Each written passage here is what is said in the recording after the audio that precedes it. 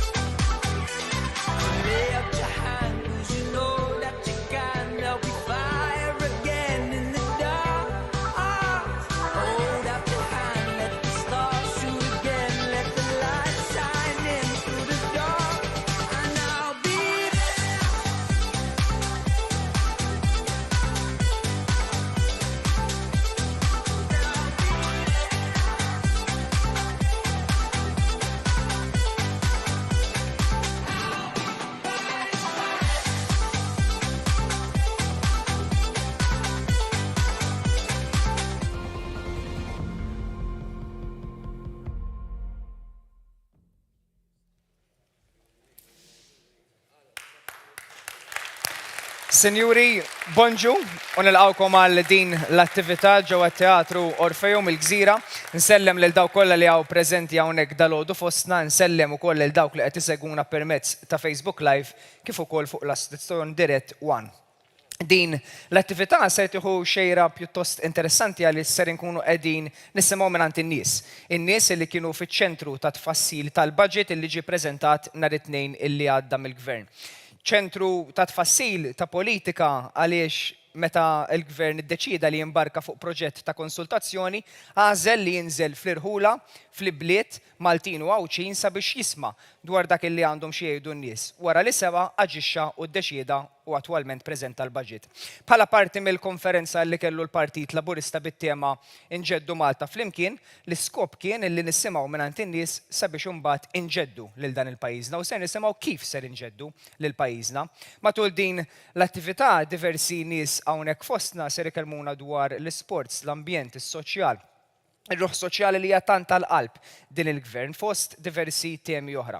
U għalhekk ser nisimgħu kif in-nies irreaġixxu b'mod pożittiv ferm għal dan il-budget li ġie preżentat. Kif aċċennajt, Inġeddu Malta flimkien kienet tema prinċipali għall Partit Laburista matul dawn il-ġimgħat. Se nistieden issa lill-President tal-Partit Laburista Ramona Attard sabiex tgħidilna aktar fl-isfond kif ser jirnexxielna nġeddu Malta flimkien ftit jiem wara li l-Gvern preżenta l-budget għal din is-sena. Grazzi.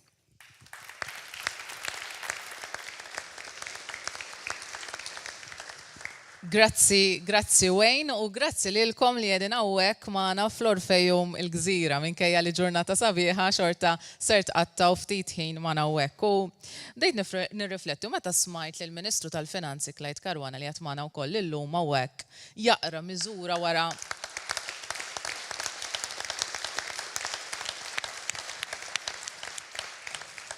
U meta bdejt nisimgħu jaqra miżura wara miżura oħra, ġieni ħsieb f'moħħi kemm jien gburija li jien Maltija.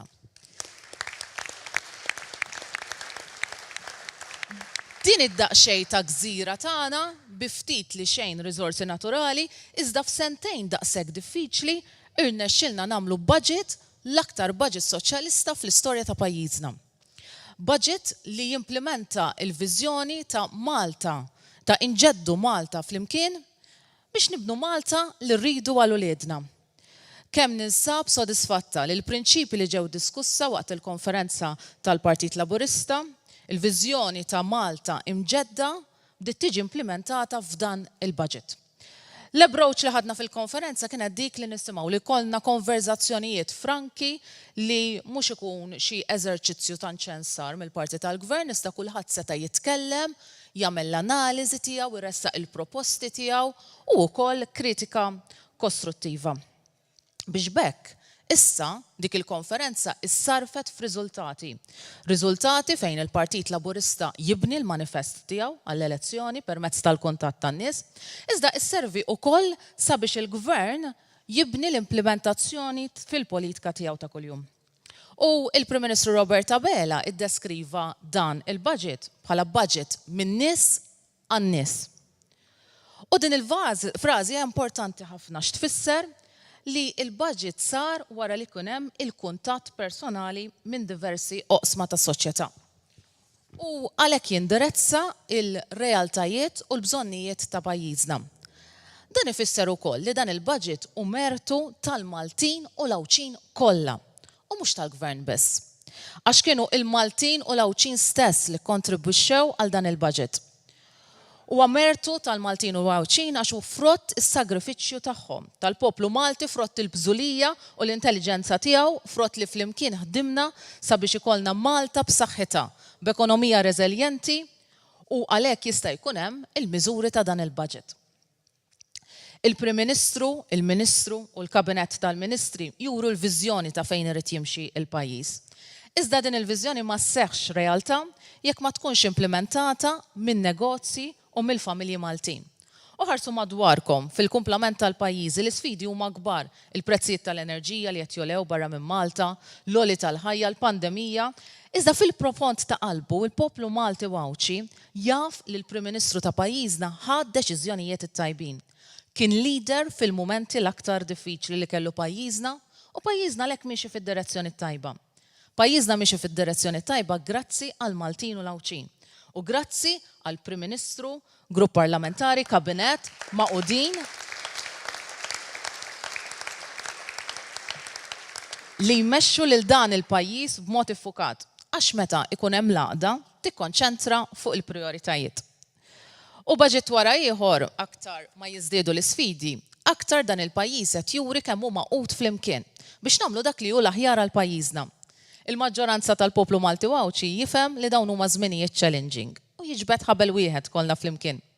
Wasalna u kollox perfett le kieku nippakjaw il-bagalja u laqas bis-sedin fil-politika.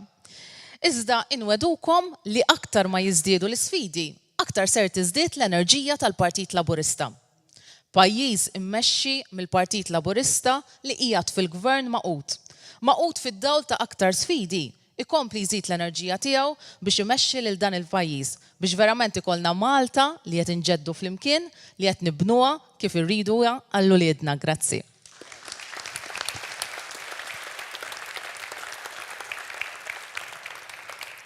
Grazzi Ramona Tard, President tal-Partit Laburista l-introduzzjoni tagħha. Kif aċċennajt fl-introduzzjoni ta' din l-attività issa jmiss lin-nies intom hawnhekk preżenti sabiex tkunu tistgħu tgħaddu l-ħsibijiet tagħkom dwar dak li ġie preżentat nhar it-tnejn illi għadda. Kelma naturalment sinonima mal-baġġett li ġie preżentat hija bla dubju ta' xejn l-ambjent. L-ambjent illi jingħata importanza qawwija, fondi neċessarji sabiex ikun aktar imsaġar, iktar flus iddedikati għall-ambjent. U niftakar il-Prim Ministru Robert Abela wkoll l-ewwel laqgħa ta' konsultazzjoni li propju żamm ġewwa l-Berġa ta' Kastilja kienet mal-ambjentalisti. Ma kienx b'kombinazzjoni għamilha biskop għaliex irid jerfa' l quddiem il-kwistjoni tal-ambjent ġewwa pajjiżna. Se nistieden lil Jacob Kallus żagħżugħ ambjentalist għandu għal qalbu ħafna l-ambjent sabiex jgħidilna ftit dwar kif jixtieq jirreaġixxi hu għall-ambjent illi tkellem dwaru il-Prim Ministru u dak li ġie preżentat matul il-baġit.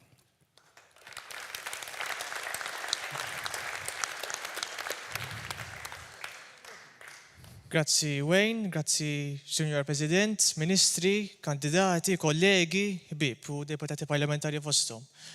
Jien isimni Jacob Kallus, għandi 21 sena u żagħżugħ attiv diversi għaddiet u għandi għal qalbi fost diversi suġġetti l-ambjent. L-ambjent, dan hu wieħed fost id-diversi temi li ġejna niddiskutu illum. Ambjent li huwa suġġett li ġejna biex nitkellmu fuqu, li huwa l-qalb diversi nies, tidher li hija importanti għal ħafna nies u għal poplu Malti Wawċi kollu. F'dan il-budget tajb li ngħidu li rajna l-ambjent tiġi indirizzata miż-żewġ faċċati tagħha, kemm dik naturali kif ukoll dik urbana. U rajna wkoll tiġi indirizzata l-sfida li għandna qudiemna għal snin li ġejjin anke llum, dik ta' tibdil fil-klima. U rajna li l-sfida tiġi indirizzata b'mod realistiku, mhux idealistiku. Rajna li f'dan il-budget il-pajjiż ħa jagħmel użu mill-ftit riżorsi naturali li għandu sabiex nifukaw iktar fuq l-enerġija rinnovabbli, fuq l-enerġija solari, fuq kif nistgħu naħsbu mhux biex għallum biss imma anke fit-tul. Rajna wkoll jekk tippermettu li iktar enfasi fuq suġġett tal-qalbi li hija dik l-ambjent urban, partikolarment li aħna nuru iktar rispett u apprezzament lejn l-istorja tagħna, lejn il-wirt tagħna bħala pajjiż, dawk li ħallow dawk ta' qabilna u l-kisbiet ta' missirietna li ħallowna pajjiż b'saħħtu mibni fuq sisin sodi. U naħseb ma nistgħux ma nippreparawx għall-futur tagħna bħala pajjiż jekk ma napprezzawx l-ewwel u nuru rispett lejn il-passat tagħna, dawk li ħallow missirietna u il-wirt ta' pajjiżna u l-istorja ta' pajjiżna u bekk huwa tajjeb anke li rajna aktar proġetti favur rinnovazzjoni tal-binjiet tagħna u kif ukoll fis-suq tal-proprjetà iktar inċentivi biex niesu fosthom żgħażagħ bħali jkollhom iktar indipendenza biex ikunu jistgħu jgħidu li aħna s-sidin ta' djarna. U minn dan il-att rajna anke iktar inizjattivi sabiex mhux biss naħsbu fil-lum imma anke f'għada. Minn dan il-att anke rajna iktar regolamenti għal settur ta' kostruzzjoni u tajjeb li ngħidu li naħseb in-nies daqskemm jixtiequ li jkunu mdawrin b'ambjent sabiħ, b'ambjent miftuħ u iktar spazji miftuħin, ġonna, iktar parks u iktar ħin fejn jistgħu jqattaw mal-familja u l-bib tagħhom. Għax naħseb daqskemm in-nies jixtiequ li jkollhom ambjent sabiħ, jixtiequ wkoll mhux ikunu mdawrin b'ħafna bini u ħafna binjiet koroħ, imma binjiet li huma sbieħ, binjiet li jifavorixxu l-arkitettura tradizzjonali ta' pajjiżna li nasab għandna biex inkunu kburin biha. Fl-aħħar mill-aħħar inridu kif qed naħdmu mhux biex għallum imma għall-għada. Il-Malta tal-lum mhix il-Malta ta' għada. U l-ġenerazzjoni tal-lum tista' tgħin ukoll biex nibnu pajjiż iktar saħħtu għall-ġenerazzjoni ta' għada, għall-ġenerazzjoni li niforma parti minnu jien, għax aħħar mill-aħħar biex nagħmlu differenza, inridu nibdew naħdmu mill-lum sabiex il-futur ta' pajjiżna ikun isbaħ imma jkun tajjeb daqs il-preżent ukoll, għax mill-preżent tista' tagħmel id-differenza u fil-bidla tan-nies li fil-ħajja tagħhom li jixtiequ. Grazzi.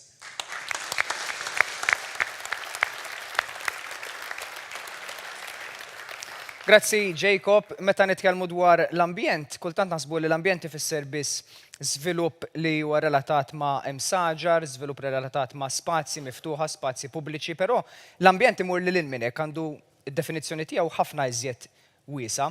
Infatti, l-ambjent issa se nkunu qegħdin nittrattawh minn aspett ieħor partikolari fejn jaħdlu l-first time buyers, l-iżvilupp sostenibbli, fejn jidħlu wkoll it-trasformazzjoni tal-irħula u l-ibliet tagħna. Dawn ukoll huma kunċetti li għandhom x'jaqsmu mal-ambjent. Nisteden lil Perit Rodrik Spiteri sabiex ikellimna aktar dwar dan.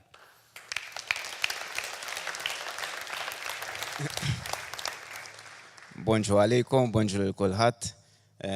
Grazzi tal-istedina. Dal-aħħar żmien bħala gvern saru ħafna inizjattivi, speċjalment fejn jidħol restawr ta' djar antiki. Rajna illi matul iż-żmien ħarġu skemi mill-awtorità tal-ippjanar fejn kienu qed jingħataw 10,000 euro biex dak li jkun jirrestawra l-faċċata ta' djar antiki. Rajna wkoll skemi fejn tnaqsu it-taxxi biex daw it-tip ta' djar ikunu jistgħu jinxtraw u jinċentivaw aktar żgħażagħ u first time buyers biex jixtru dawn it-tip ta' djar. U rajna wkoll skemi oħrajn fosthom eżempju dik tal-awtorità ta' djar illi fej għandek djar li kienu vakanti kienet qed tingħata għajnuna ta' madwar 25,000 euro biex dawn id-djar jiġu rrestawrati u jinkrew lill-istess awtorità. Però li beda jiġri u nifhem għalfejn il-gvern ħabbar dawn l-iskemi f'dan il-budget hija illi meta jkollok djar antiki, il-problema tibda illi meta inti għandek daw id-djar illi ikun fihom ikun hemm bżonn ta' ħafna xogħol u fosthom jinħolqu ħafna problemi fihom. Allura xi kultant żgħażagħ illi jkunu jridu jixtru l-ewwel dar tagħhom jibdew jaqtaw qalbhom mill-ispejjeż illi dawn it-tip ta' djar ikollhom. Fost oħrajn, eżempju, jiġri ħafna drabi illi aħna nagħtu stima ta' kemm ikunu se jiġu jiswew ix-xogħlijiet, tibda x-xogħol, u mbagħad once li bdejt ix-xogħol tibda tara li għandek saqaf illi ikun hemm bżonn jinbidel, travu li jkollu bżonn ikollu s-susa u inti fil-bidu ma tarax u jkollu bżonn tibdlu, ikun hemm bżonn jittitranġa il-pedamenti tad-dar. U minn spiża li inti kont maħsub illi forsi ħaton fuq 20,000-30,000 euro, ġieli tispiċċa anki tirdoppja. Allura dawn it-tip ta' djar jispiċċaw jaqtaw qalb dak li jkun illi ħajxtri jew jipprova investi fid-djar antiki li jinsabu fil-qalba tar-raħal tagħna. U grazzi għal dawn l-iskemi illi ġew mħabbra dawn il-miżuri li ġew mħabbra fil-budget, illum qed naraw illi l-gvern ħajkun qed jelimina totalment it-taxxa illi wieħed iħallas biex jixtri dawn il-proprjetajiet. Għandek proprjetajiet ukoll mhux bil-fors dawk il-proprjetajiet li qegħdin fil-UCA, iżda proprjetajiet li huma ilhom mibnijin madwar 20 sena u li ilhom vakanti wkoll dawn l-aħħar 7 snin. Hija inizjattiva tajba illi bekk qed inkomplu ma ħallux proprjetajiet vakanti u kemm jista' jkun il-proprjetajiet illi hawn fiċ-ċentri tal-irħula tagħna nerġgħu nagħtuhom il-ħajja. Miżura tajba ħafna wkoll hija li mal-ewwel jekk inti first time buyer, il-gvern se jkun qed jagħti ma' 15,000 euro biex inti tkun tista' tirranġa wkoll dawn id-djar u jekk inti tixtri proprjetà f'għawdex se jkun qed jagħti 30,000 euro il-min jixtri dawn it-tip ta' proprjetajiet jekk inti first time buyer. Miżura mbagħad bla preċedent li naħseb hija importanti ħafna u se tkun qed tgħin ħafna biex dawn id-djar jiġu restawrati hija l-fatt li mal-ewwel 300,000 euro illi tonfoq biex tirrestawra dawn id-djar ħadd ingħata 54,000 euro lura bħala VAT refund. U din fl-opinjoni tiegħi ħadd tkun qed tagħti inċentiv b'saħħtu biex kull min jinvesti f'dawn id-djar ħajkun qiegħed ħatagħtih inċentiv biex nirrestawraw dawn id-djar li jeżistu fiċ-ċentri tagħna. Mill-aspett finanzjarju, apparti l-aspett finanzjarju, dawn l-inċentivi u l-miżuri wkoll għandhom aspett fejn jidħol l-ambjent tagħna u tgħidu li għalfejn. Waħda minnhom fost oħrajn apparti li se nkunu qed insebħu ntejbu l-estetika tal-irħula tagħna. Qed naraw illi b'din il-miżura wkoll ħankun qed intaffu ftit mill-pis tar-rimi tal-iskart tal-kostruzzjoni għal xekk inti qed tippreserva djar anki djar antiki fosthom terraced houses illi imbnew fl-aħħar ta' żmien ta' 80 u għandhom stil Malti. Dawn il-miżuri jekk aħna nippreservaw dawn id-djar se nkunu qed innaqsu wkoll parti mill-iskart tal-kostruzzjoni. Ħaġa oħra interessanti li għandhom dawn id-djar fil-UCAs huma ġonna illi ftit fid-djar milli qed jimnew bħalissa għandhom il-faċilitajiet jew għandhom il-lussu li jkollhom ġnien u bekk dawn l-inċentivi apparti li nkun qed nirrestawraw id-djar ħankunu wkoll qed nagħtu l-ħajja lil ġonna ta' dawn id-djar u meta tagħti l-ħajja l-ġonna ta' dawn id-djar ovvjament tkun qed iżżid aktar ħdura fiċ-ċentri tal-lokalitajiet tagħna. Xi ħaġa pożittiva wkoll li tolqotni fiha din il-miżura hi illi ħafna żgħażagħ sfortunatament illi ma jkollhomx finanzi biżżejjed u jkunu jixtiequ joqogħdu fiċ-ċentri tar-raħal tagħhom ikollhom jagħmlu out migration. Allura b'din il-miżura ħadd tkun qed tinċentiva aktar żgħażagħ illi jkunu jixtiequ jibqgħu jgħixu fil-lokalitajiet tagħhom u qed tagħti impetus biex inti tista' tixtri id-dar fil-lokalità fejn tkun tixtieq toqgħod. Ħaġa żgħira u punt li nixtieq nagħlaq bih hija li u punt osservazzjoni aktar minn hekk.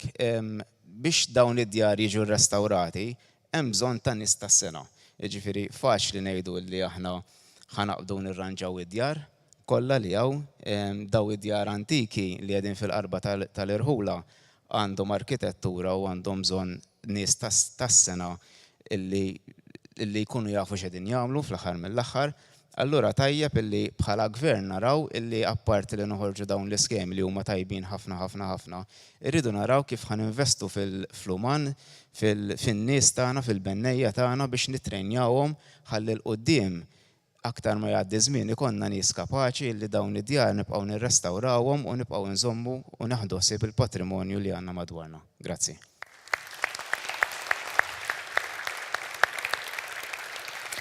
Grazzi, Rodrik, ftaħna din l-attività billi trattajna l-ambjent u biex jira issa nistieden lill-Ministru responsabbli mill-ambjent, it-tibdil fil-klima u l-ippjanar sabiex jirreaġixxi għal dak li smajna u fl-aħħar mill-aħħar ukoll jitkellem dwar il-viżjoni ta' dan il-Gvern għas-snin li ġejjin fil-qasam tal-ambjent. Il-Ministru Harun Farrugia.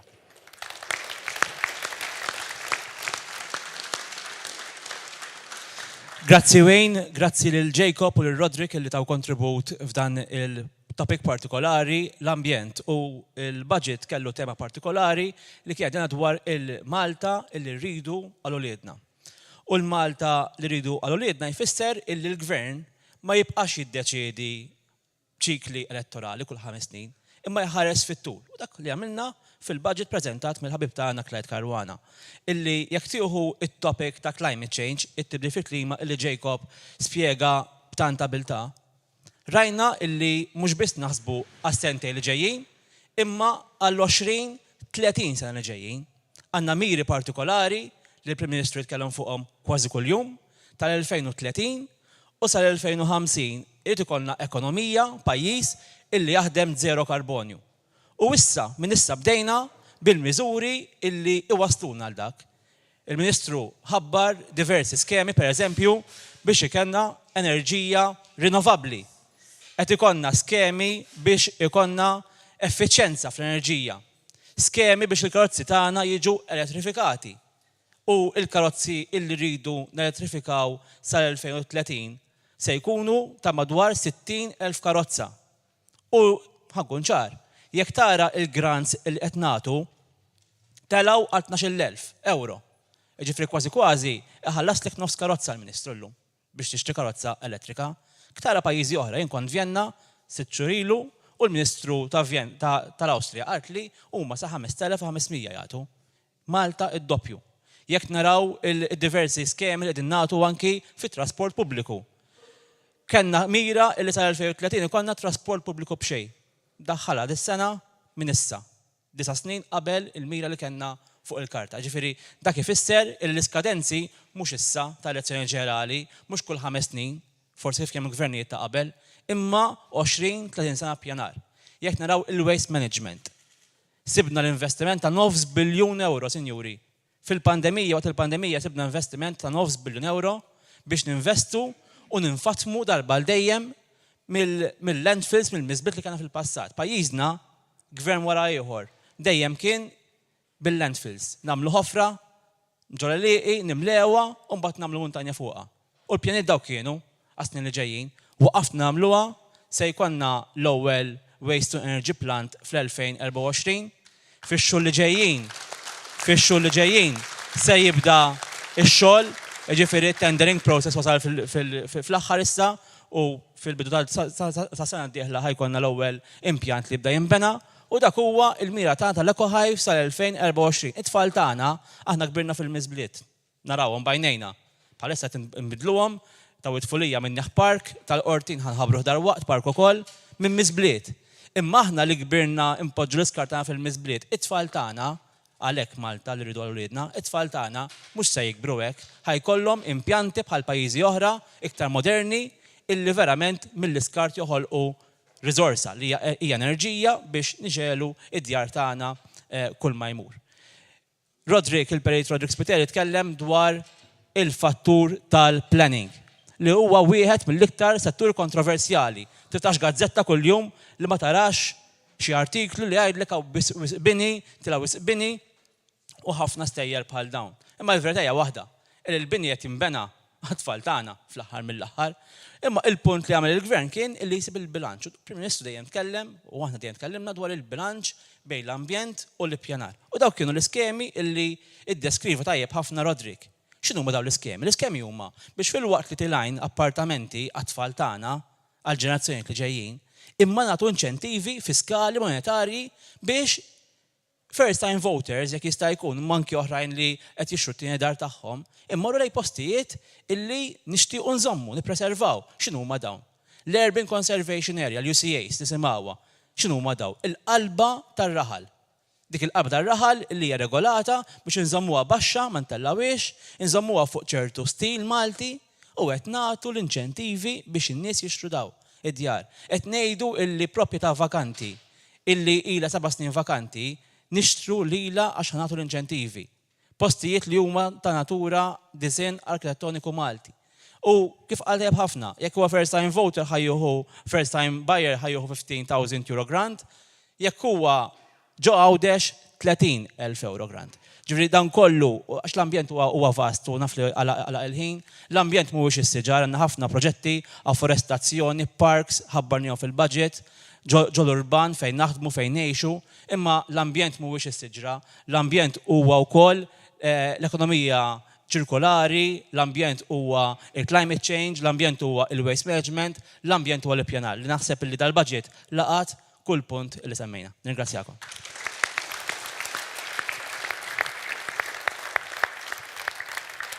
Ringrazzja lill-Ministru Aron Farrugia. Mill-ambjent issa ser neqelbu ftit għal setturi ieħor importanti, is-saħħa, li dan il-Gvern investa bla qies fejn tidħol is-saħħa, speċjalment matul il-pandemija fejn l-ammonti li ntefqu kienu sostanzjali sabiex jassigura li saħħet in-nies tingħata priorità.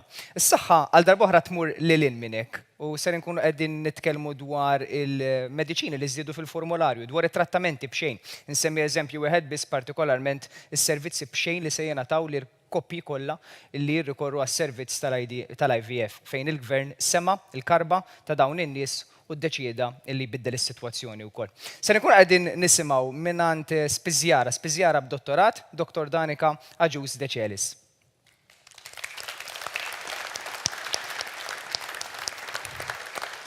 Bonġu, nsellem il-kulħadd. Qegħdin biss ftit ġranet wara l-ikbar budget soċjali li qatt kellu fl-istorja tal-politika Maltija dan il-pajjiż. U allura bil-fors li ħafna nies jitkellmu u qed jitkellmu fuqu. Ħafna miżuri li qed jolqtu u li ser jolqtu direttament jew indirettament il-poplu tagħna fil-faxix kollu kollha tagħhom. U allura dan ukoll qajjem l-aptit tad-diskussjoni. Ħafna miżuri pożittivi li qed jgħinu diversi setturi jimxu l qudiem u jtejbu l-livell tal-għajxin tagħhom. Budget li rifletti il-valuri u l-prinċipji ta' dan il-Gvern ta' kemm il-bniedem huwa fiċ-ċentru tal-politika ta' dan il-Gvern u kemm dan il-Gvern irid li kulħadd jgħix b'saħħtu, b'dieta tajba f'ambjent mill-aqwa u b'servizzi li jagħtu dinjità. Dan huwa Gvern li jrid il kulħadd jgħix il-ħolma tiegħu u allura b'ġustizzja soċjali iqassam il-ġid li l-istess pajjiż jirnexxielu joħloq u jiġġenera ma' dawk l-iktar li għandhom bżonn. Ġustizzja soċjali ma tistax isseħħ mingħajr ugwaljanza. U għalhekk ma nistax ma nfaħħarx il-miżuri kbar u b'saħħithom li dan il-Gvern għamel fil-qasam tas-saħħa f'Malta u Għawdex. Qasam li huwa importanti ħafna lejxin b'dinjità. Is-settur li waqt il-pandemija li għaddejna minna u li għadna dejjin minna ta' riżultati eċċezzjonali u nistgħu ngħidu li huma tried and tested. Fil-mument tal-prova dan is-settur għam għall-okkażjoni bit-tmexxija għaqlija, intelligenti, dinamika u sforz nazzjonali tajna riżultati tajbin ħafna. Dan il-Gvern ma waqafx billi ftaħar u qatt jiftaħar bir-riżultati li ksibna, imma kompla jinvesti u f'din is-sena rajna budget ta' madwar €1 biljun f'dan il-qasam. Qatt f'Malta ma investew din is-somma daqshekk kbira f'dan is-settur. Somma li turi kemm dan il-Gvern jagħti importanza fil-qasam mediku ta' Malta u Għawdex. Niftakar isu l-bieraħ kont għaddi daqsxejn ta' studenta, ilu ftit, ħriġt mis-sixth form u kont għadni ħanibda l-istudji tiegħi l-Università ta' Spiżjar u konna nkunu fil-komunità fejn konna nirċievu l-konsenja tal-Pharmacy of Your Choice fejn il-mediċini konna nqasmuhom lill-pazjenti li jkunu fuq l-iskema tal-mediċini b'xejn. Ta' kull jum, ta' kull ġimgħa konna naraw pinnoli bażiċi bħal aspirina, bħal pinnoli ta' kolesterol li kienu jkunu out of stock u n-nies fortunatament kienu jirġu jirrabjaw magħna u jesprimu ir-rabja tagħhom sfortunatament mal-ispiżjar. U ma tihomx tort għax sfortunatament kienu ikollhom joħorġu parti mill-flus li għandhom huma biex iħallsu għal dawn il-mediċini li suppost kienu qed jieħduhom b'xejn. Grazzi għal ħidma ta' dan il-gvern b'investiment kbir fis-sistema riżorsi umana, is-sitwazzjoni nbidlet u mhux tal-li aktar nies issa ħajibdew jibbenefikaw mill-mediċini b'xejn li ħajkun qed joffri dan il-gvern permezz ta' dan il-budget. Żgur li l-mediċini tal-osteoporosi, l-mediċini tal-fibromyalgia, il-mediċini tal-ċirkolazzjoni, mediċini tal-dermatoloġija, tal-psikjatrija li kollha ftit jew iqumu mhux ħażin flus sejrin ikomplu jtejbu s-saħħa tal-poplu tagħna bl-inklużjoni tagħhom fuq il-formularju. Dawn ser iġibu gwaljanza mhux biss għax sejrin ikunu provduti fuq il-kartuna s-safra, imma għax bis-sistema ta' dan il-gvern sejrin ikunu available u mhux ħajkunu out of stock. Para parti mill-istudji tiegħi tad-dottorat ukoll kont għamilt xhur naħdem ma' tfal u l-ġenituri ta' tfal bid-diabete u kontinwament kont nisma' l-biża ta' dawn it-tfal tal-ġenituri li sfortunatament xi darba tfal ħajqalhom it-zokkor u ma jindunawx għal xi raġuni jew oħra immedjatament minħabba li ma jkunux aware li tfal ikun baqalhom it-zokkor. Grazzi għal miżuri li qed jimplementa dan il-gvern, il-ġenituri issa jkollhom iktar ċans li jimmaniġjaw u jikkontrollaw il-kundizzjoni ta' tfal tagħhom billi permezz tal-magna speċjali li qed jipprovdilhom li tista' taqra il-livell ta' zokkor kontinwament.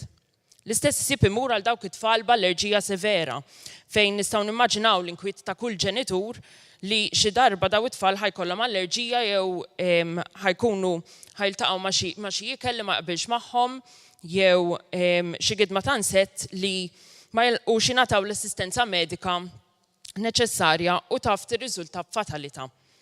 Bis-saħħa ta' dan il-budget il-mediċina tant bżonn juża f'dan ir-rigward ħatibda wkoll tkun disponibbli fl-iskejjel għall-użu jekk jinqala l-bżonn. U laqgħet nitkellmu fuq it-tfal ma nistgħux ma nsemmux il dawk il-koppji li għaddejjin jew li qegħdin fil-proċess tal-IVF. Bil-miżuri proposti kull koppja li tidħol għal proċess tal-IVF ħajkollha support mediku f'kull fażi li tkun għaddejja minnha. Fuq spunt personali nixtieq nirringrazzja fisem il-Poplu Malti Wawċ il-kollegi tiegħi li jaħdmu CPSU, l-Awtorità tal-Mediċina, l-POIC, fejn il-koll jaħdmu wara l-kwinti id fit bla waqfin biex jassiguraw li l-mediċini jaslu għand kull pazjent fil-ħin. Sinjuri, jiena żilt biex insir spiżjar għaliex dejjem xtaqt li nkun tajnuna għall pazjenti tagħna. B'dak li qed isir qed komplu tun iktar sodisfazzjon inwettqu l-professjoni tagħna għaliex iktar persuni qegħdin jirċievu l-aqwa servizz possibbli li jistgħu jieħdu mill-qasam tas-saħħa f'Malta u Għawdex. Grazzi.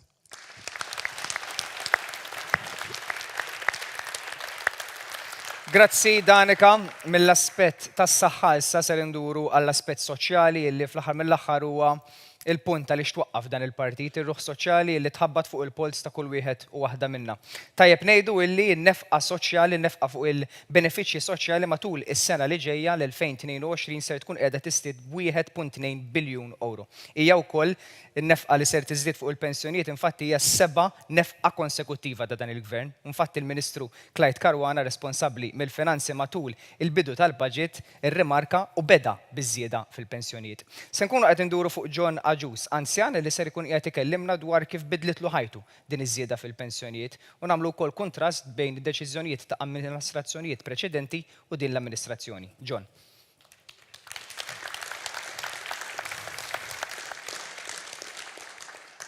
Grazzi, bonġondu il-kulħadd.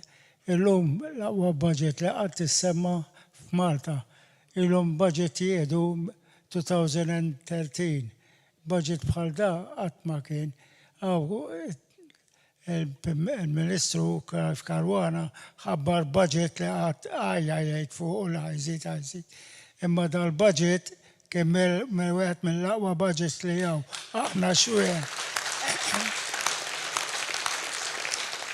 Aħna l-anzjani ħaddieħor jgħid daħna sewda u daħna bajda, naħseb li kienu joqogħdu fejn id-dokjar tien.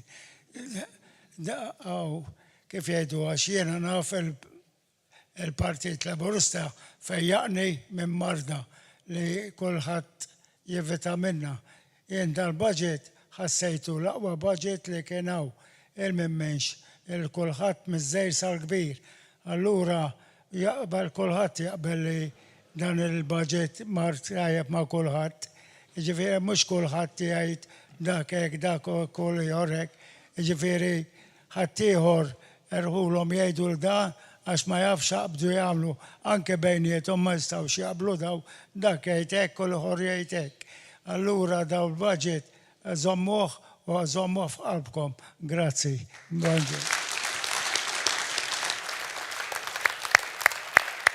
Grazzi John, ser nibqgħu fuq l-aspett soċjali imma ser neħtlu aktar speċifiċi għaliex issa ser nkunu qed nitkellmu dwar is-settur tad-diżabilità. Għal ħafna dan il-gvern infatti ser ikun qiegħed jara wkoll żieda ta' 8 miljun euro li żjed żieda li qatra dan is-settur. Ser indur fuq Gian Fredda Ġusi li ser ikellimna aktar fid-dettall dwar dan żagħżugħ b'diżabilità dwar l-aktar miżuri li ser ikunu qed iħallu impatt fuq ħajtu.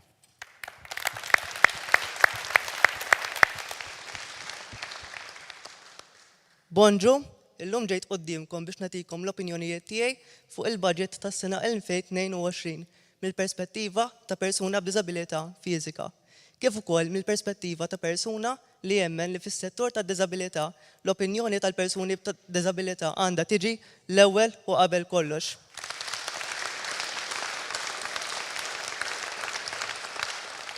Għalhekk ftit xhur ilu ħloqt grupp fuq Facebook bl-iżem ta' disability bil-għan illi l-persuni b'diżabilità ikollhom l-opportunità jaqsmu l-abiltajiet u l-kapaċitajiet tagħhom ma' ħaddieħor bil-għan li jippreżentaw lilhom infushom b'mod aktar komplut. Illum il-ġurnata dan il-grupp għandu kważi 1000 membru. L-ewwel tema li ħadd fuq għallum hija dik tal-għajnuna finanzjarja. L-ewwel nett kuntent ħafna bit-traħħis fuq il-vetturi aċċessibbli għal persuni b'diżabilità. Dan wara li jiena stess qiegħed fil-proċess li nixxi vettura aċċessibbli u konxju ta' kemm iqumu flus prodotti bħal dawn. Nixtieq nitkellem ukoll fuq l-aċċess għas-servizzi. Personalment, jiena nemmen li mhijiex biżżejjed li nintroduċu servizzi ġodda, iżda hija essenzjali li nsaħħu s-servizzi li diġà għandna u nagħmluhom aktar aċċessibbli.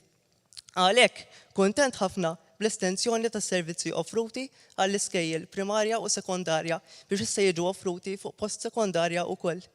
Ma nistax nifhem għalfejn għamilt ħajti kollha niġi provdu titrasport lejn l-iskola fuq livell primarja u sekondarja, però malli gradwajt tal-università ma bqajx niġi provdu trasport. Bħal donnu s-sistema kienet qiegħda tikkundannani għax wasalt sa hawnhekk. Bħala student tal-psikoloġija kuntent ukoll bl-estensjoni tas-servizzi psikoloġiċi. Nemmen li din sertejn il-persuni b'diżabilità u l-familji tagħhom ikampaw b'realtajiet ġodda. L-aħħar tema li ħnetkellem fuq għallum hija dik tal-indipendenza. Nemmen li l-indipendenza hija essenzjali għal kull persuna b'diżabilità biex ikampaw fid-dinja personali, soċjali, akkademika kif ukoll fid-dinja tax-xogħol. Kuntent ħafna li ser tinxtara vettura drive from wheelchair kif ukoll ser isir taħriġ fuq l-għalliema li jgħalmu s-sewqan. Nemmen li dawn l-inizjattivi ser jippermettu biex aktar persuni b'diżabilità ikunu fit-toroq tagħna u jipprattikaw l-indipendenza u l-awtonomija tagħhom. Kuntent ukoll bl-iskema tal-occupational therapy permezz ta' dawn il-vouchers naħseb li ser iżid il-frekwenza li fiha il-persuni b'diżabilità jipprattikaw l-indipendenza tagħhom, kif ukoll tnaqqas il-pis fuq is-servizzi tat-terapiji governattivi. Din esperjenzajta jiena stess wara li esperjenzajt waiting list twil ħafna biex erġa' bdejt it-terapija fi żmien il-pandemija. Oġbitni ħafna wkoll l-idea tal-community hub għax nemmen li din ser toħloq post dedikat fejn persuni b'diżabilità jistgħu jipprattikaw l-indipendenza tagħhom. Hija opportunità tajba wkoll biex nenfasizzaw il-potenzjal li ngħixu b'mod komplut u li għamlewna kuntenti jekk insaħħu l-abiltajiet u l-kapaċitajiet tagħna. Issa li tkellimt fuq l-aktar affarijiet li jogħġbuni, nixtieq insemmi xi affarijiet li nixtieq li jkunu forsi aħjar il-qudiem. fir-rigward tad-diżabilità. Tkellimna fuq l-aspett fiżiku u l-aċċessibilità, tkellimna fuq l-aspett psikoloġiku, però ma tkellimniex fuq l-aspett soċjali. Għalhekk preparajt xi mistoqsijiet mill-qudiem. X'inhuma l-pjanijiet għall-inklusività u aktar soċjetà inklużiva Maltija?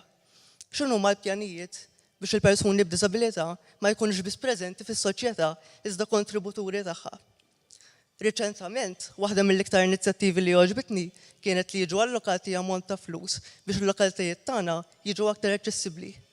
Kif ser nagħmlu biex dawn il-flus jintefqu bl-aktar mod effettiv biex isolvu realtajiet u problemi reali għal persuni b'diżabilità?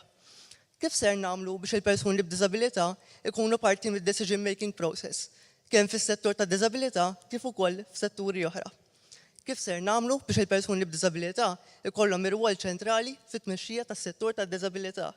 Kif ser nagħmlu biex inħadmu l-slogan Nothing about us without us? Nirrepeti nemmen li dan il-budget għamel ħafna bris il-persuni b'diżabilità u nappoġġjah, però bħal dejjem għandna ħafna fejn naħdmu. Grazzi u l-ġurnata tajba.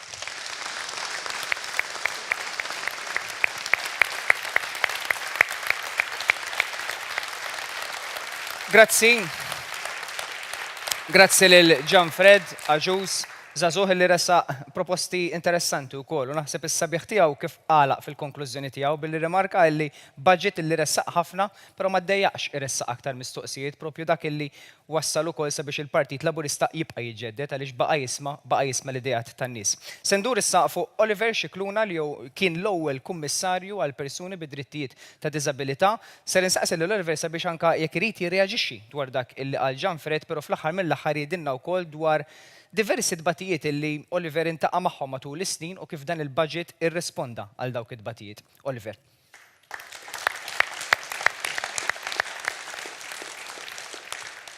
Bonġu, nirreaġixxi għal li qal sieħbi Gianfred, però mhux nifoka biss fuq id-diżabilità. Il-budget qed ngħidulu budget soċjali, mentri ma nistennewx xejn mill-Partit Laburista fil-Gvern għax huwa partit li dejjem imiss il-polz.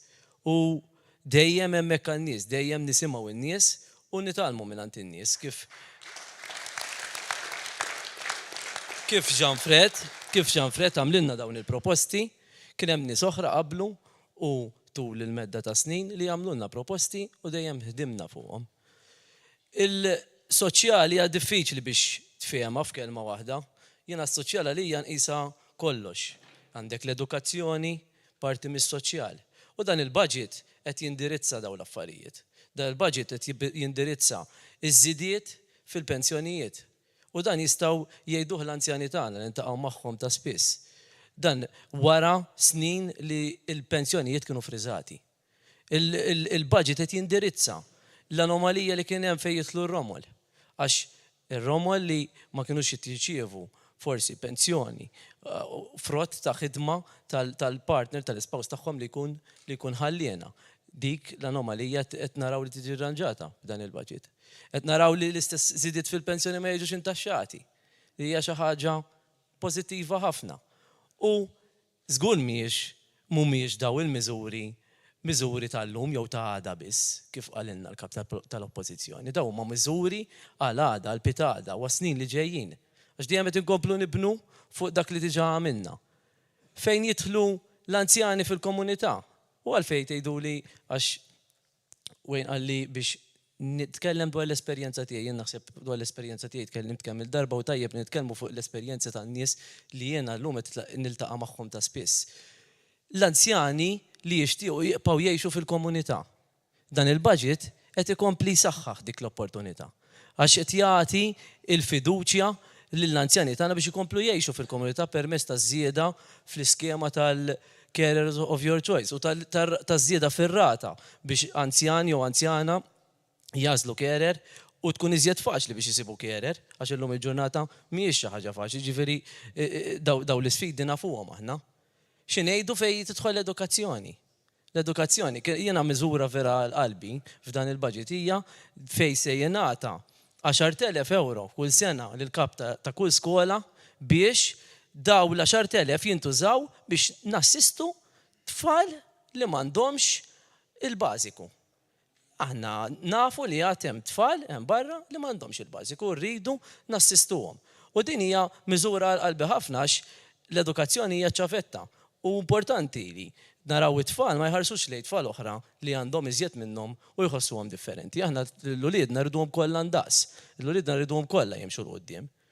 Fejn jidħol il-qasam soċjali, il-housing soċjali, qed inkomplu naħdmu billi nofru u niddiversifikaw l-istrateġija tagħna bħala gvern, mhux biss qed nindirizzaw il-housing soċjali billi nibnu iżjed housing soċjali li se jkollna issa ħafna units lesti kif ukoll ġie mħabbar mill-Ministru Galdes, imma niddiversifikaw l-istrateġija, naraw li konna l-iskema eżempju l-Equity Sharing Scheme li għenet ħafna familji li għandhom il-fuq minn 40 sena, issa tiġi mwessa għal dawk li għandhom 30 sena l-fuq.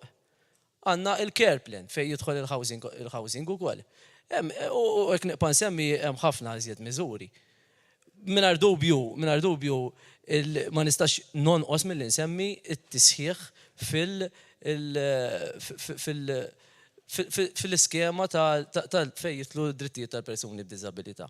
Jiġifieri jitkellem fuqhom Jean Fred, jiena ħafna jien sinonimu ma' settur tad-diżabilità. Fl-aħħar snin rajna ħemel ta' riformi f'dan il-qasam u riformi mhux biss f'leġiżlazzjonijiet li forsi intom in-nies hemm barra ma jħossuhomx l-affarijiet, però riformi eżempju fl-allowances tad-diżabilità. Qed nara quddiem il-Ministru Michael Falzon li sar ħafna xogħol hemmhekk u qed ikompli jżid ix-xogħol. Xi ħaġa tajba, eżempju, se naqsu l-burokrazija, ħannaqsu il-means testing fejn jidħlu l-assistenza għad-diżabilità u dik hija xi ħaġa ta' għajnuna għal persuni b'diżabilità. Jiena mhux ngħid li aħna perfetti u li aħna gwazzenta. Aħna fadlinna ħafna x'namlu u għalhekk qegħdin hawnhekk. U jiena l-ewwel wieħed aċċettajt li ninaqat mal-Partit Laburista u aċċettajt l-għajta tal-istedina tal-Prim Ministru Roberta Bela biex nagħti dak il-ftit li nista' nagħti mill-esperjenza tiegħi u min-knowledge tiegħi. U iħossni fiduċjuż li uliedna, uliedi, uliedkom se jsibu pajjiż ferm aħjar minn dak li sibni aħna llum. Għax dan il-pajjiż għandu Prim Ministru li dejjem imiss mal-polz, Prim Ministru qalb soċjali u tim imdawwar miegħu tim maqut. Irrelevanti xejn ħadd ieħor, aħna tim maqut li nargumentaw, mhux nargumentaw bejnietna, nargumentaw kif se ntejbu il-ħajja tan-nies hemm barra. Grazzi ħafna.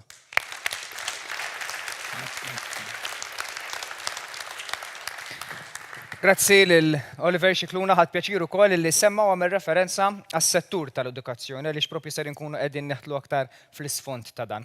Jiena sa ftit snin wkoll kont eliġibbli għall-istipendju u naf id-differenza li jagħmel l-istipendju għal diversi studenti f'pajjiżna. Fatti dan il-gvern fil-budget semma li ser ikun qiegħed iżid l-istipendju b'10% għal dawk kollha li huma eliġibbli. Proposta sabiħa ħafna u koll ixtaqt nagħmel referenza għaliha kienet propju l-fatt li studenti li jaħdmu sa 25 sija fil-ġimgħa xorta waħda ser ikunu eliġibbli għall-istipendju meta qabel ma kinux. Se nistieden lil Emma Brown Rikfenek li hija studenta se tkellimna aktar fl-isfond dwar dan u l-proposti li laqtuha fis-settur tal-edukazzjoni. Emma.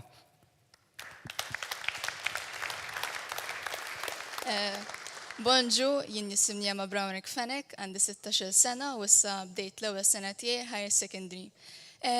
Jiena ħadd gost ħafna fil-budget għaliex il-budget mhux biss joħsieb il-kbar biss, pereżempju l-adulti u l-anzjani, imma wkoll joħsieb iż-żgħażagħ u l-istudenti tiegħu. Jiena ħanibda l-ewwel punt tiegħi li l-aktar li ħoqtni direttament huwa l-istipendju. Jena diġa tilkom, bdejt l-ewwel sena tiegħi post-sekondarja u ħanibda naqra l-istipendju tiegħi jiena.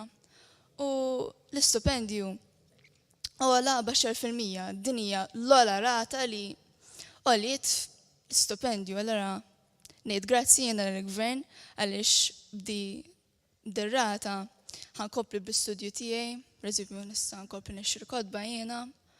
U jiena bħala studenta jinteressawni bosta affarijiet. U jinteressani ħafna L-ambjent, issa ħana l-istudenti diġa kellna it-trasport pubbliku bxejn. Issa jena nuħu gost li issa il-poplu kollu jista jibbenefika minn dan is-settur għaliex aħna bħala poplu għandna bżonn ninaqadu flimkien ħalli nieħdu ssib l-ambjent tagħna għax wara kollox ambjent wieħed biss għandna u għandna bżonn nożżuh. Issa jena personali bħala studenta naħdem jiena u għallew kont naqkwetata jiena li xsibt li jekk naħdem 20 fissija fil-ġimgħa. Ħajqa tal-istipendju immissa li għal fil-budget nista' naħdem 25 fissija fil-ġimgħa u xorta naqal istipendju l-era dik jiena vera sirħit li moħħi. Koll jiena bħala studenta jinteressani l-arti u mhux jiena biss, imma anke sħabi jixtiequ jkomplu b'dir karriera professjonali. Issa jiena ħadd gost li l-gvern tagħna għandu fiduċja fl-artisti lokali tiegħu li ħajtina ħafna benefiċċji. U bħala konklużjoni nixtieq ngħid grazzi ta' din l-opportunità, nixtieq ngħid grazzi lill-gvern tal-fiduċja tagħna tal-istudenti għaliex aħna wara kollox aħna futur ta' pajjiżna.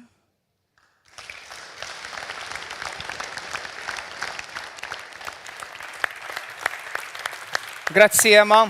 Ser induru issa għal setturi ieħor, setturi li dan il-gvern ukoll qed jinvesti bis-saħħa fih b'mod aggressiv fis-settur tal-isport. Biss nagħmlu referenza wkoll għal fatt li pajjiżna ser ikun qiegħed jospita l-lob tal-pajjiżi żgħar fis-sena 2023 u diġà investa 7 miljun euro f'atleti diretti sabiex ikunu jistgħu jagħtu performance aħjar ġewwa pajjiżna. Intant naf ukoll li waħda mill-iktar proposti li laqtet diversi nies, diversi wkoll dawk li għandhom għal-qalbhom l-isport tal-karozzi ġewwa pajjiżna ta' tlieq tal-karozzi it-trakka. It-trakka tal-karozzi illi l-Prim Ministru Robert Abela propju ħabbar din li se tkun issa tinqeleb minn fuq il-karta għar-realtà ħabbarha f'kabinett li sar fl-apert ma' diversi jaqdiet li jirrappreżentaw l-isport ġewwa pajjiżna flimkien mal-kabinett ħabbar li din se tkun qiegħda ssir realtà b'investiment ta' 20 miljun euro. Nisteden issa lill-President tal-Motorsport Federation ġewwa pajjiżna lil Duncan Mikallef sabiex jgħidilna iżjed dwar dan xi tfisser din il-proposta li issa se ssir realtà flimkien ma' diversi temi oħra. Duncan.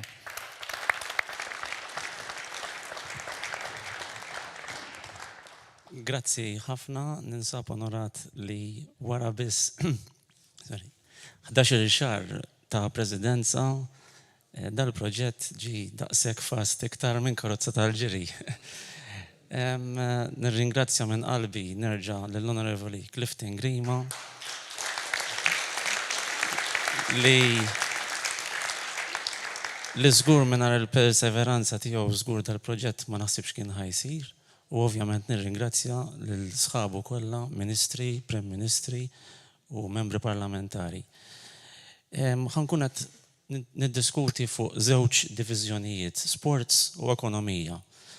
L-sports f'dal-aħħar 30 sena kellna trakka tal-kwarta mil u ma kienx tal-ogħla level u xorta rnexxilna jkollna European Champions u dan għandna nkunu onorati. Wara biss finqas minn sena kellna wkoll anke l-go-kart track li ovvjament parti mill-investiment li ħajsir ħadd kompli tiġi żviluppata għal livell internazzjonali. Però għalkemm għadha mhix lesta, dan il-weekend stess kellna żgħażagħ tagħna qegħdin isuqu fil-World Finals u diġà kien hemm suċċess minn daw iż-żgħażagħ bej 15 u 25 sena. Ġvida qegħdin ngħidu lillum il-ġurnata diġà għandna tfal ta' 3 snin, iva, 3 snin li kważi għadhom ħajibdew jimxu, qegħdin nisuqu l-go-karts u sew immaġinaw daw meta jkollhom 15-il sena sa fejn nistgħu waslu l-isem ta' pajjiżna bihom. Ġvida qegħdin ngħidu li tfal żgħażagħ ta' ilhom sena jipprattikaw ġo din il-go-kart track diġà jagħmlu suċċess mela ħseb wara tifel li jkun ilu 12 sena jipprattika f'livell professjonali f'din il-faċilità li għandna fejn kan nkunu nistgħu naslu. Rigward iċ-ċirkwit, ċirkwit ovvjament apparti li wara stennija ta' 50 sena nista' nkun ngħid ukoll nħossni fortunat ħafna bħala President fisem sħabi kollha kumitati u anka dilettanti u anka professjonisti li dan kien l-ikbar investiment li qatt sar fi proġett wieħed fl-sports. Ġifieri dan aħna naħseb ġejna wkoll imħallsin lura b'dan ir-rispett. Imma x'ħajtina fl-sports? Fl-sports ħajtina li ħanaqdu kull dilettant tal-karozzi u tal-moturi. Ħankunu għadin naqdu wkoll dawk il-professjonisti għax aħna nistgħu nitkellmu sal-lum ġurnata bi professjonaliżmu, dawk li jittelqu barra minn xtutna għax ma kellhomx fejn u issa llum nkunu nistgħu qegħdin nilqawhom ġewwa pajjiżna u anke qed iħallu flushom ukoll jiġġenerawhom ġew pajjiżna għax dik importanti ħafna. Ħankunu qegħdin nagħtu l-aċċess l-Dipartiment tal-Gvern bħal tal-Fire Transport Malta li jiġu prattikati il-drivers tagħhom ġewwa din it-trakka. Ħankunu qegħdin ukoll qegħdin nagħtu proposti biex iż-żgħażagħ ta' snajja li dan jisħa jkun qed jiġġenera ħafna business sewwa ikollhom iċ-ċans ukoll il-post tagħhom jipprattikaw is-sena tagħhom li tkun amalgamata mal-karozzi. Biex ma ngħidux ukoll li ħankunu qegħdin inħarsu li ninvestu f'pannelli solari li dak huwa importanti għall-ambjent u qegħdin nitkellmu wkoll anke li noħolqu bjar kbar biex nilqgħu l-ilma ta' l-erja li hija erja mhix żgħira ta' 170,000 metru kwadru. Fuq l-aspett ekonomiku li dan ovvjament nħobb nitkellem ukoll fuq u għax huwa importanti mhux għal motorsports biss imma wkoll għall-ekonomija ta' Malta. Fuq l-aspett ekonomiku aħna rajna għamilna studju li il-flus li kunu qegħdin jiġġeneraw il-klabs u l-federazzjoni mill-introjtu tal-gates dan bis-saħħa ta' dan l-investiment, aħna qegħdin naraw kemm jintnefqu flus bejn il-kompetituri u d-dilettanti u għandna l-aħbar l-oħra wkoll li ħajnkunu qegħdin nospitaw l-ewwel event internazzjonali f'April ta' 23 li dan għandna nkunu onorati ħafna. Jiena mhux kuntent jekk il-pajjiż bejn dawn kollha ma jkunx qed jiġġenera 10 miljun euro fis-sena. U nixtieq nagħlaq fl-aħħar ukoll li diġà għandna kumpaniji minn barra interessati li jagħmlu kuntratti magħna fosthom tat-tires u tal-karozzi biex dawn jikkommettu ruhom għal ċertu ammont ta' ġranet fis-sena għall-użu minn ġon it-trakka. Ovvjament, jien naħseb mhux tal-li biss kien worth it daw l-20 miljun tal-li qed nara li fis minn sentejn tlieta ħankunu qegħdin impoġġu mal-Ministru tal-Finanzi u l-Onorevoli Clifton Grima biex nagħmlu iktar investiment f'dan l-isports. Grazzi.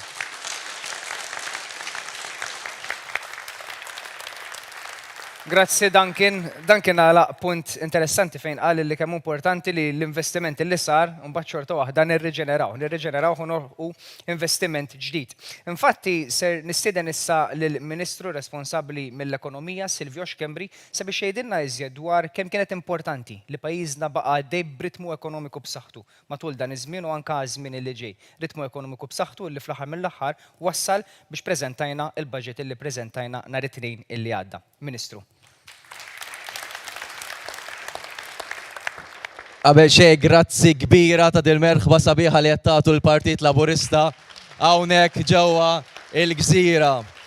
Ħbieb kemm għandna biex inkunu kburin b'dan il-budget, kemm għandna biex inkunu kburin li aħna Laburisti, kemm għandna biex inkunu kburin li aħna qalbna mal-ħaddiema, iżda fuq kollox f'dan iż-żmien partikolari kemm għandna biex inkunu kburin bil-Prim Ministru Robert Abela li qiegħed imexxi dan il-pajjiż. U f'jiem bħal daw, bibtiegħi, f'jiem bħal daw nirrikonoxxu iktar il-kapaċitajiet ta' persuna li tkun qed tmexxi. Kapaċitajiet li fi żmien fejn il-koll inħarsu li aħbarijiet internazzjonali u naraw pajjiżi ħafna kbar u ħafna aktar b'saħħithom minn pajjiżna. Pajjiżi bħal Greċja, Franza, Spanja, l-Italja li l-koll bħalissa għaddej minn sfidi kbar. Sfidi li naraw protesti, mill-ħaddiema fit-toroq li naraw li jħabbru ukoll miżuri ta' restrizzjonijiet u dawn pajjiżi mimlin riżorsi. U aħna dil-biċċa gżira f'nofs il-Mediterran mingħajr riżorsi ta' xejn. Wara li għaddejna minn sfida bħal dik tal-pandemija, sfida ekonomika, sfida soċjali, iżda sfida ta' saħħa wkoll, niġu qudiemkom budget mimli miżuri soċjali, budget mimli miżuri li ħajkunu ta' fejda għalikom. U hawnhekk li tara d-differenza li flok ġejna qudiemkom għednilkom investejna miljuni kbar f'miżuri bħal wage supplement, bħal vouchers, posponiment tat-taxxi, li swew miljuni kbar. Klajd jista' jgħidilkom. Kull xahar naraw il-figuri miljuni kbar. Imma dak kien il-mument li bħala pajjiż ridna niddeċiedu.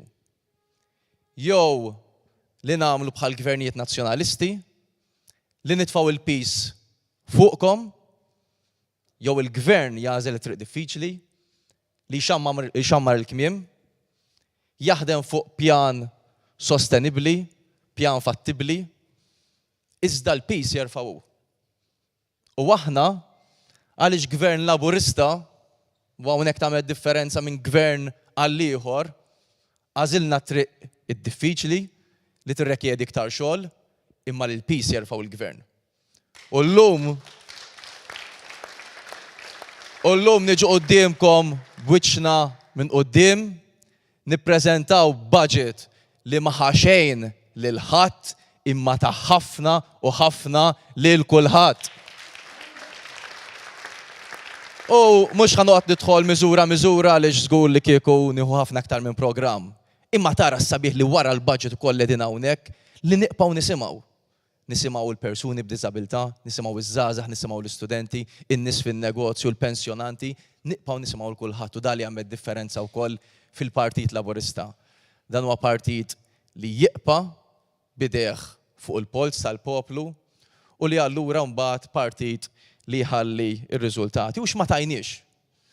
Żiediet fil-pensjonijiet sena wara sena u dis-sena waħda mill-ikbar żiediet li tajna, żiediet lill-istudenti fl-istipendji tagħhom, żiediet il-first time buyers, żiediet fej miżuri bla preċedent fuq l-ambjent u dan għamilni għax bqajna nisimgħu. U kontu qed tgħidulna intom li isma' f'daw is-7 snin, 8 snin, kontu qegħdin tmexxu tajjeb ħafna l-ekonomija. Però aħna rridu issa naraw li jkollna ambjent isbaħ, li jkollna iktar spazji fejn gawdu mal-familja tagħna, li jkollna aktar attenzjoni lejn dik il-faxxa ta' nies li mhux qed tavvanza daqs ħadd ieħor. U għaliex smajna aġixxejna. Għaliex aħna wkoll mhux biss partit li nisimgħu u partit li nwedu, imma partit li nwettqu. U għalhekk importanti li niqpaw nisimgħu u tiqpaw tersqu l-qudiem. Għaliex tafu li fih dan il-gvern ħadd simgħu gvern li jisma' u jwettaq. U x'ma qalulniex il-Partit Nazzjonalista? Qalulna li Labour won't work, li ma nafux immexxu l-ekonomija tagħna, li ħandaħlu l-pajjiż ġo ħajt, li ħajkollna n-nies qiegħda, li ħajkollna 50,000 persuna jirreġistraw, li ħajkollna ħafna mwiet. Il-ħin kollu bl-aħbarijiet taqtuħ il-qalb. Imma aħna għaliex partit maqut, għaliex għandna Prim Ministru rasu fuq onqu u li jaf jiddeċiedi, tajna ir-riżultati. U llum ngħidilkom ħbib tiegħi aħbar tajba għal dan il-pajjiż hija aħbar ħażina għal Partit Nazzjonalista.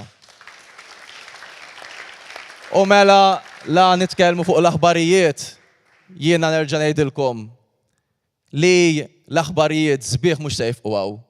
Provaw jaqtawna qalbna kemm qalulna li ħa jitilqu kumpaniji mill-pajjiż, li ħa tispiċċa l-ekonomija, jien ngħidilhom minn għada stess ħanħabbru proġetti oħra ta' investiment ġewwa pajjiżna, ħalli nkomplu nkattru il-ġejt u l-opportunitajiet u di li tagħmel id-differenza.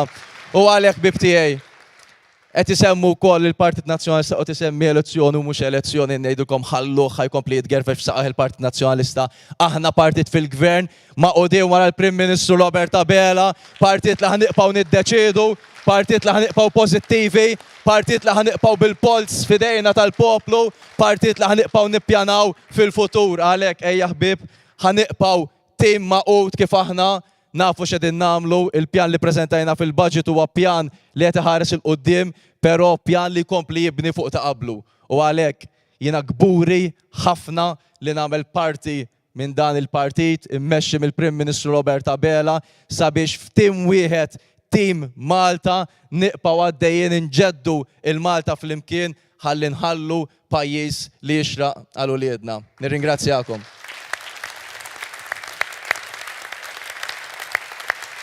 Grazzi lill-Ministru Silvio Xkembri semma l-ekonomija u daħal fid-dettall dwar l-ekonomija, infatti ser nkunu qegħdin nisimgħu issa minant imprenditur Herbert Conti. Herbert Conti li fl-aħħar mill-aħħar Herbert jirrappreżenta il-Malta li rridu għal uliedna fil-ġenerazzjonijiet li ġejjin, Malta li fl-aħħar mill-aħħar tkun reżiljenti. Dan il-poplu baqa' reżiljenti l-għajnuna li ta' il-gvern għajnuna finanzjarja sabiex il-kumpaniji, il-businesses jibqgħu joperaw f'ambjent li huwa sigur fl-aħħar mill-aħħar. Herbert, nistieden lilek sabiex tgħidilna iżjed dwar kemm kienet importanti l-għajnuna finanzjarja fil-gvern u kif se nibqgħu reżiljenti għaż-żmien li ġej. Bonġu, Herbert Conti, kandidat għal 84 distrett. Nirringrazzjakom tal-istudentuni hawn. Ħanitkellem rigward ekonomija, jiena self-employed. Il-gvern en mod inkredibbli, ġifieri laqqas tista' tgħid li kien hemm pandemija. Nista' nitkellem għalija ngħid li bej bil-way supplements, bej sussidji fuq il-konti tal-elettriku, bej grants fuq il-kirjiet, bej ħlas ta' pagi li bat lin-nies, il-gvern żamm pajjiż għaddej ekonomikament. Da jfisser li int iktar ma jkollok, iktar ma tagħti flus fidej il-Maltin u l-Awċin, iktar ikollhom xjonfqu. U l-pajjiż jibqa' għaddej. Jien mhux ngħid li ma kienx diffiċli, ġiek nitkellmu fuq settur ta' turiżmu fejn jitlu x-shortlets, kien hemm problemi għax l-airports kienu magħluqin is-sena li għaddiet. Issa li beda jinfetaħ kollox, jidher li reġa' ġej il-ġid kollu. Rigward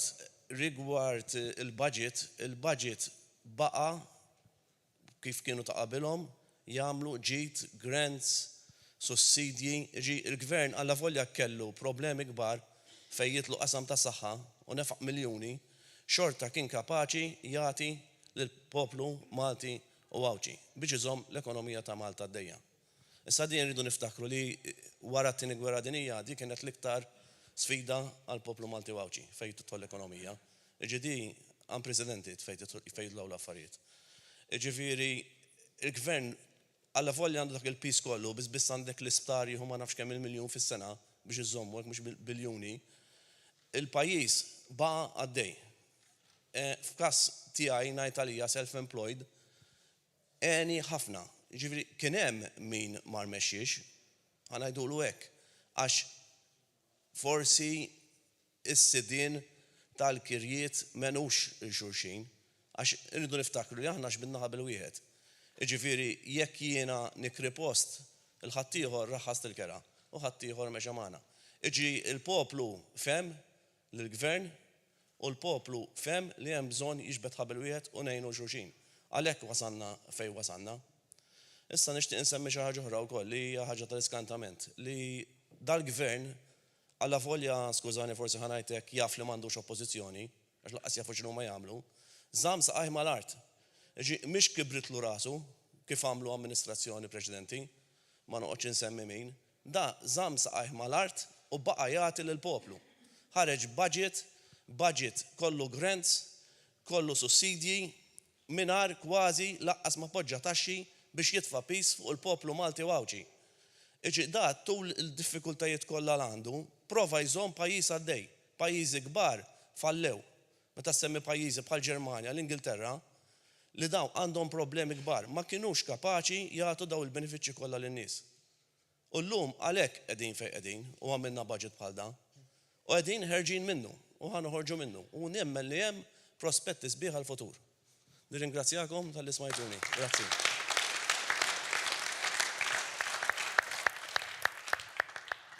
Grazzi Herbert, edin nitkellmu dwar dawn il-proposti dwar dawn il-miżuri l-lum l-qatna diversi temi għaliex propju kien hemm tim ta' nies li fl-aħħar mill-aħħar wara li konsulta sema. U dawn ma ġewx b'kombinazzjoni, reazzjonijiet pożittivi li qed nisimgħu hawnhekk fostna llum ma ġewx b'kombinazzjoni. Ġew għaliex il-Gvern għażel li konsulta man nies u wara li konsulta preżenta budget li ġie mfassal minn nies għan-nies. Nistieden issa lill-Ministru għall-Finanzi Clyde Caruana sabiex jagħmel l-intervent konklusiv tiegħu.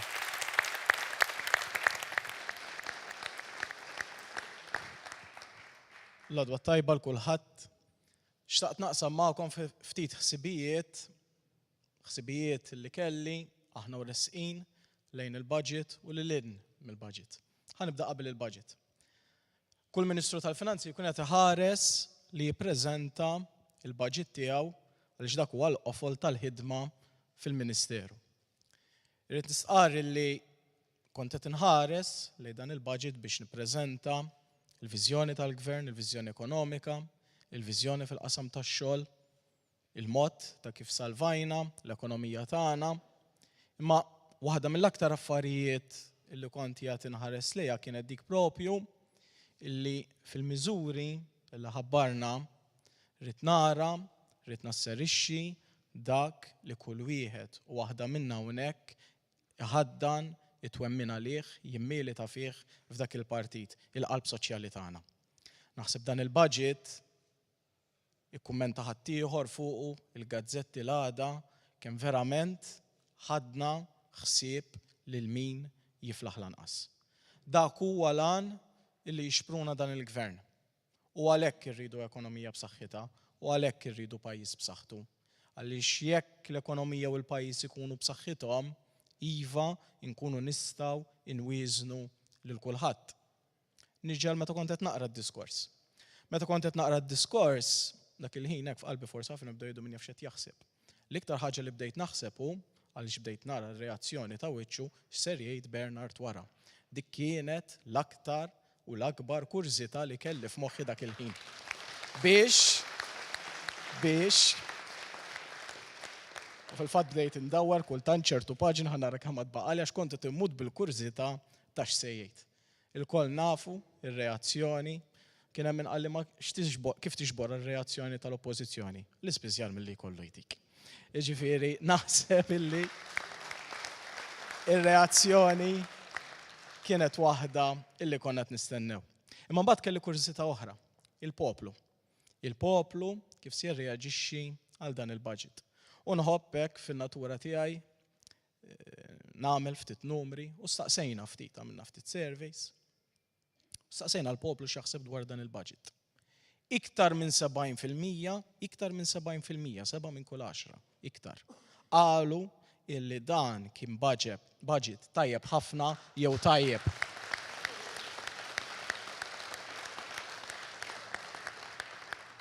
Ftit iktar minn 50% qalu li dan il-Gvern qed jindirizza u jagħti dak li jixraqlu lill-ambjent.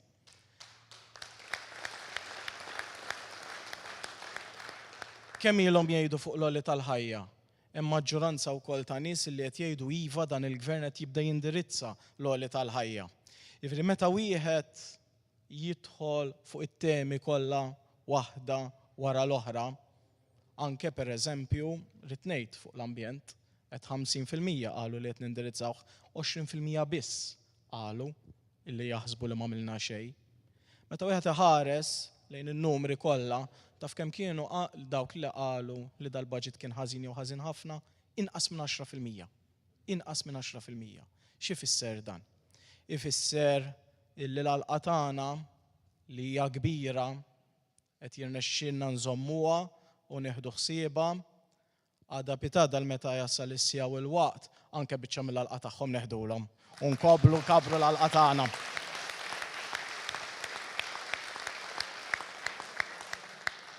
U dan kapaċi nagħmluh il għaliex dan il-Gvern dejjem żamm saqajh mal-art. Xi ħaġa li f'dan il-budget tkellimt fuqha u rrid nara li nwettquha mhux fix-xhur, laqas fil-ġimgħat, fil-jiem li ġejjin. Ja propju dik illi neħdu ħsieb lil min jinqas jiflaħ f'dak li għandu x'jaqsam kumpensa l tal-ħajja. Tiġà sar ħafna xogħol, qed nistenna sa fil-jiem li ġejjin ħalli nintaqgħu wkoll mal-imsieħba konċernati biex flimkien ikollna ftehim ħalli min l-inqas jiflaħ fostna l-aktar illi nwiżnuh.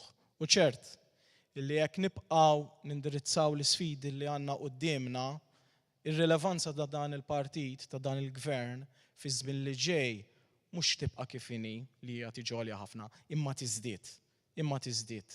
U dan kapaċi nagħmluh għax in-nies għandhom fiduċja fina. U nagħlaq b'din ħalli ma nħux ħafna fit-tul. Jekk konna daqstan tajbin fi żminijiet daqstan diffiċli, kemm kapaċi nkunu aħjar la darba ħafna mill-isfidi li għandna qudiemna nelbuhom. Grazzi.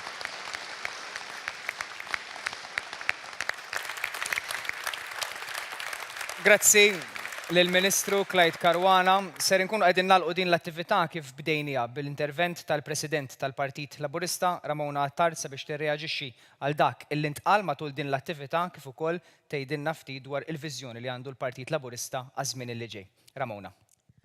Grazzi Wayne u grazzi lilkom kollu li tkellimkom. Kont qed inżomm naqra noti jiena waqt li qed jitkellem kulħadd kemm ħadd gost nisma' lil Jacob dwar il-miżuri ambjentali li fih dan il-budget, lil Roderick il-Perit dwar kif dan il-budget qed jgħin liż-żgħażagħ ikollhom l-ewwel dar, kemm naqbel miegħek Roderick li għandna bżonn issa ninvestu fil-uman, fil-riżors uman, sabiex ikun hemm nies ta' snajja li kapaċi jirrestorjaw dawn id-djar tant sbieħ uħut minnhom antiki ħafna fiċ-ċentru ta' l-Irħula. Lill-Aron, lill-Ministru Aron Farrugia li semma fost l-oħrajn l-investiment fil-karozzi tal-enerġija n-akbar investiment li qattaw u anki meta komparat ma' pajjiżi oħra, lil Danika, Dr. Danika Ġuż De Celis li tkellem fuq il-mediċini kemm naqsu drastikament il-mediċini out of stock fuq apparat li qed jingħata biex it-tfal jiġu monitored jekk jonqsilhom it-sokkor fid-demm u affarijiet oħra.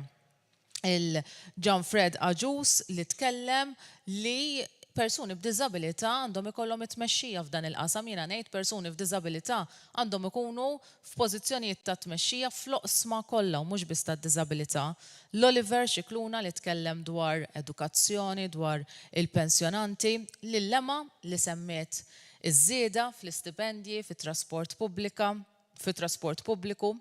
Lil Duncan kemm qal sew meta rabat l-isport mal-ekonomija qabel qatt ma konna noħolmu li mill-isport jista' isaħħaħ l-ekonomija. Issa f'Malta li rridu nħallu għall uliedna qed nitkellmu anke f'dawn it-terminu. Lil Silvio, l-Ministru Silvio Xkermri li tkellem dwar kif il-Gvern wieżen l-ekonomija permezz ta' wage supplements u miżuri oħra fil-mument tal-bżonn. Lil Herbert Conti li semma wkoll dawn il-miżuri u fl-aħħar nett lill-Ministru Clyde Caruana li semma kif dan il-budget huwa qalb soċjali u ħanorbot ma' dak li qal Clyde. Għax meta kont qed nisma' lilkom, Clyde semma l-Eliqi, però meta kont qed nisma' lilkom qed ver inti semmejt l-Eliqi, Clyde, però Bernard għażaq sew fir-risposta tiegħu meta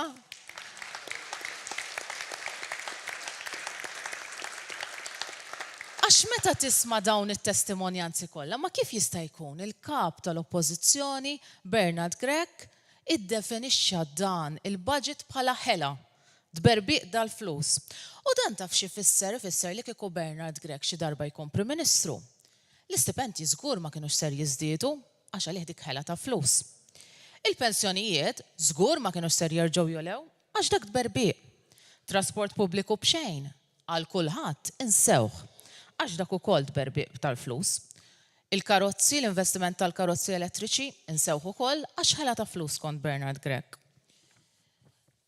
Dan ifisser ukoll li Bernard Grech għadu ma femx flima stat, flima kif qed jirraġuna l-poplu Malti u għawxi kemm jinsab distak. Għax f'dawn il-momenti ta' sfida, il-poplu Malti u għawxi idejqu il-polarizzazzjoni, il-partiġanizmu politiku. Ġifieri dak li jagħmel dan il-gvern kollu ħażin u dik li tagħmel l-oppożizzjoni kollu tajjeb jew inkella bil-kontra. Il-poplu kien jistenna reazzjoni realistika.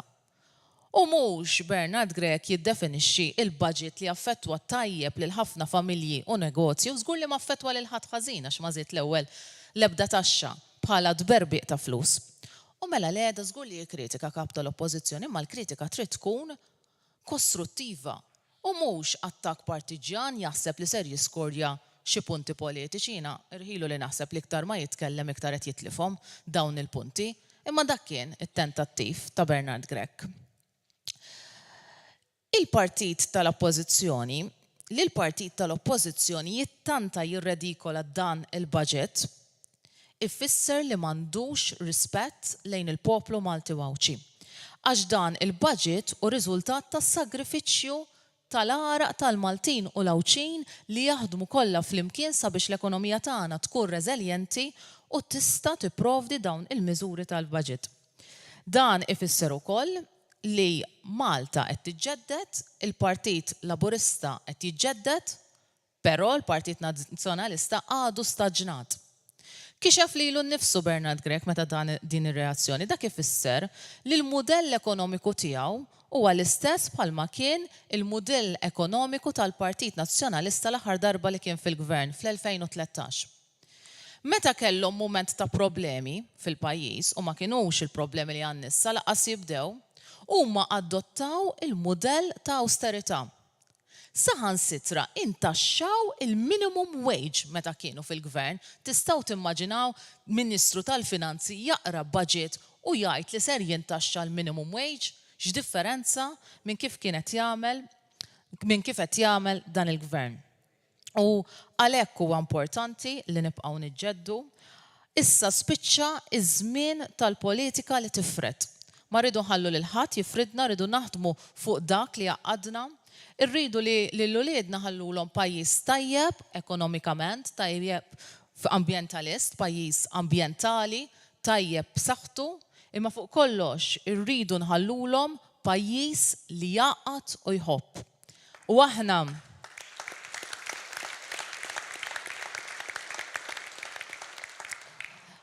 U aħna nagħmlu weda waħda. Żbalji jsiru u nirranġaw fuqhom. Kollox perfett, perfetti maħniex u probabbilment qatt mhu se nkunu perfetti għax aħna umani wkoll.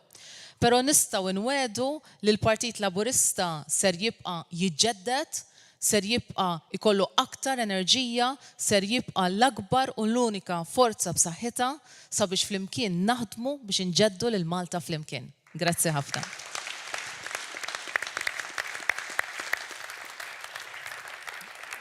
Grazzi lil Ramona Attard, President tal-Partit Laburista, bekk wasanna fit-tmiem ta' din l-attività. Nirringrazzja lilkom li ġejtu hawnhekk preżenti llum ġewwa l-Orfeum it-Teatru l-Gżira. Nirringrazzja lil dawk kollha li seguna permezz ta' Facebook Live, lil dawk li seguna wkoll permezz tal-Istazzjon 1. Grazzi terġa' tmur lilkom ukoll mill-ġdid talli qed tkunu intom illi bis-saħħa tagħkom qed inkomplu nġeddu Malta flimkien. Insellmilkom u l-kumplament tal-ħadd it-tajjeb.